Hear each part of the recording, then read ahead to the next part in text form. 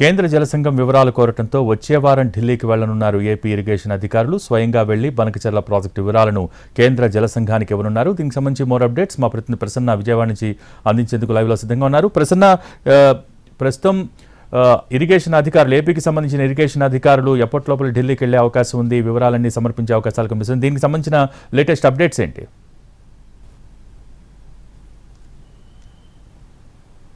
ఓవరాల్గా ఈ బనకచెర్ల ప్రాజెక్టుకు సంబంధించి గత కొన్ని రోజులుగా కొంత వివాదం అనుకోవచ్చు, లేకపోతే రెండు తెలుగు రాష్ట్రాల మధ్య విమర్శలు, ప్రతి విమర్శలు, మధ్యలో కేంద్రం జోక్యం చేసుకోవడం ఇవన్నీ జరుగుతూ ఉన్నాయి. తాజాగా యాక్చువల్గా ఏంటంటే ఇది పోలవరం బనకచెర్ల అనుసంధాన ప్రాజెక్టు కాబట్టి గోదావరి జలాలను, వృధాగా పోతున్న వరద జలాలను ఉపయోగించుకుని రాయలసీమ ప్రాంతానికి మేలు చేసే ఉద్దేశంతో, అంటే గోదావరి జలాలని ఏదైతే వేస్ట్గా సముద్రంలో కలుస్తున్నాయో వాటితో ఈ బనకచెర్ల ప్రాజెక్టు నిర్మాణం చేయాలని ఆంధ్రప్రదేశ్ ప్రభుత్వం సంకల్పించింది. దీనికి సంబంధించి కేంద్ర జలసంఘం యాక్చువల్గా ఆంధ్రప్రదేశ్ని అడిగింది ఏంటంటే ఈ గోదావరి వరద జలాలకు సంబంధించి మీ దగ్గర ఉన్న డేటా ఏంటి, అసలు ప్రభుత్వం, ఆంధ్రప్రదేశ్ ప్రభుత్వం ప్రతిపాదిత ప్రాజెక్టులు ఏ రకంగా ఉన్నాయి, సమగ్రమైన రిపోర్ట్ మీ దగ్గర ఉందా, దీనికి సంబంధించిన వివరాలు ఏంటి చెప్పాలని కోరింది. దీంతోపాటు పర్యావరణ అనుమతుల శాఖ కూడా కొన్ని క్వరీస్ కూడా వేయడం జరిగింది. ఓవరాల్గా వీటికి సంబంధించి ఆంధ్రప్రదేశ్ ఇరిగేషన్ అధికారులు డీటెయిల్గా దృష్టి పెట్టిన పరిస్థితి కనిపిస్తుంది. వచ్చే వారం వాళ్ళు ఒక సమీక్ష నిర్వహించుకోవడం, అదేవిధంగా ఢిల్లీ వెళ్ళడం కూడా జరుగుతుంది. ఇక్కడ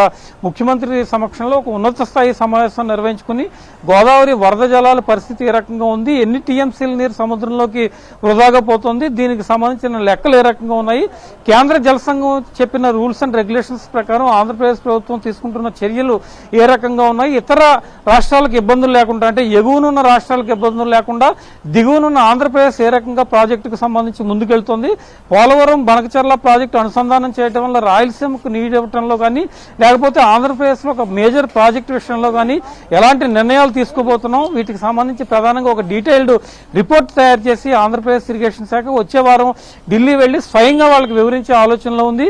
ఇరిగేషన్ శాఖ సలహాదారులు కానీ, అదేవిధంగా ఇరిగేషన్ శాఖ అధికారులు కానీ ప్రస్తుతం దీని మీద దృష్టి పెట్టిన పరిస్థితి. అదేవిధంగా అవసరమైతే తెలంగాణ, ఏపీ రెండు రాష్ట్రాల ముఖ్యమంత్రులు కూడా కలిసే అవకాశం వచ్చే వారం 10వ తారీఖు తర్వాత కనిపిస్తోంది. రెండు తెలుగు రాష్ట్రాల ముఖ్యమంత్రులు మాట్లాడుకోవడం, దీనికి సంబంధించిన ఫీడ్బ్యాక్ ని కేంద్ర జలవనరుల శాఖ, కేంద్ర జలసంఘం దృష్టికి తీసుకెళ్లడం, దీని మీదే ప్రధానంగా ఏపీ ప్రభుత్వం ప్రత్యేకంగా దృష్టి పెట్టిన పరిస్థితి అయితే ప్రస్తుతం మనకి కనిపిస్తుంది. అయితే ప్రస్తుతం బనకచెర్ల ప్రాజెక్టు ఓవరాల్ ప్రాజెక్టుతో పాటు గోదావరి వరద జలాల డేటా ప్రత్యేకంగా ఇవ్వాలని కోరింది. అలాగే రాష్ట్రంలో ఇంకా ప్రతిపాదిత ప్రాజెక్టులు అనేక ఉన్నాయి. సో వాటికి సంబంధించిన వివరాలు కూడా కోరింది కేంద్రం. సో ఏంటి దీనికి సంబంధించి ఎటువంటి డీటెయిల్స్ ఏపీ అధికారులు సమర్పించబోతున్నారు?